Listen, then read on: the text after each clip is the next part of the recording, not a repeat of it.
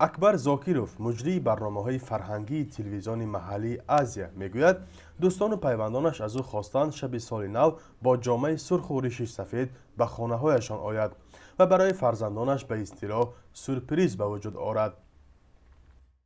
نه یگان اعتقادی چیزی داشته باشد. به هر حال همچون رمزی سالی نوی هم خرد هم کلان میخواهند در همین روزی سالی نو بابای برفی بیاید تبریک کند و تحفه‌هایی که پنهان کرده میمانند برای کودکانشان میخواهند که از دست بابای برفی گیرد. من در این چی رو میبینم؟ بعضا والدین ها هستند که بچه هاشون همین طرز چه خیلی گوییم بابای برفی میبید تو تحفه میتید اگر تو به معنی گردی یا اگر خوب خوانده یا اگر گفتهای مرا اجرا کنی گویان از سیمایی از ابرز بابای برفی نیز بعضا در خانه‌های بوده خود استفاده میبرند. کودکان بسیاری از کشورهای جهان فرارسی سال نو را بیشتر به خاطر بابای برفی دوست می‌دارند که گویا از راه‌های دور و پشته‌های برفپوش برایشان تحفه‌ها می‌آورد. برخی از خانواده‌ها سالهای زیاد این عنعنه را به جا آوردند و می‌خواهند سال همگیری کرونا ویروس هم استثنا نباشد. خانواده ما هر سال بابای برفی آمدن تبریک می‌برند کودکان. من آدمی سرنیوره میباشم. خود از بس که از کرونا ویروس کووید 19 است برای همان کودک‌ها نیوره ها خرسند میشن. منفیه. وای بابای برفی فرق نداره.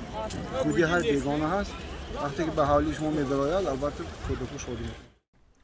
خورشید کریموف ساکن شهر خوجند حالا یگانه نفر است که در میدان ریگستان بازار پنجشنبه در سیمای بابای برفی به کودکان رهگذر بر عوض شعرخوانی‌هایشان تحفه‌های سال نوی می‌دهد.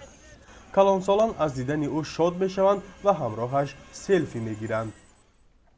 بسیار آدم می‌بینم جای ذکر می‌کنن که خانه رو می‌سازیم. از رفتن از هر یک خانه می‌ترسید که ممکن نمی‌خواد خود خانه ممکنه ممکن نیست. نمی‌ریم. می‌بریم سرعتگیری پدر کفریزی که می‌گردیم تمام. اما قسمی از اهالی ظهور بابای برفی را یک عنعنه بیگانه به فرهنگ ملی و مذهبی می‌شمارند و چند سال پیش تلاش شده بود که چنین قهرمان رمزی به عید نوروز علاوه کرده شود. همچنین سال 2012 در شهر دوشنبه شخصی که خود را بابای برفی آراسته بود از طرف گروه جوانان کشته شد. حادثه اوباشی دانسته شد و حمله‌وران جزا دیدند. ولی برخی از مردم آن را آب و رنگ مذهبی داده گفتند مناسبت در جامعه به بابای برفی یکسان نیست. ستاد جمهوری ضد همهگیری کووید 19 تجلیل سال نو را در سراسر تاجیکستان در حال منع کرد که موردهای گرفتاری به این بیماری در تاجیکستان ادامه دارد.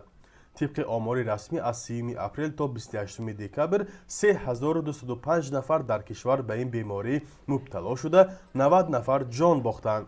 ولی کارشناسان و فهرست‌های نشر شده این آمار رسمی را زیر شبهه می‌گذارند. فرزان محمدی، رادیو آزادی، شهر خوجند.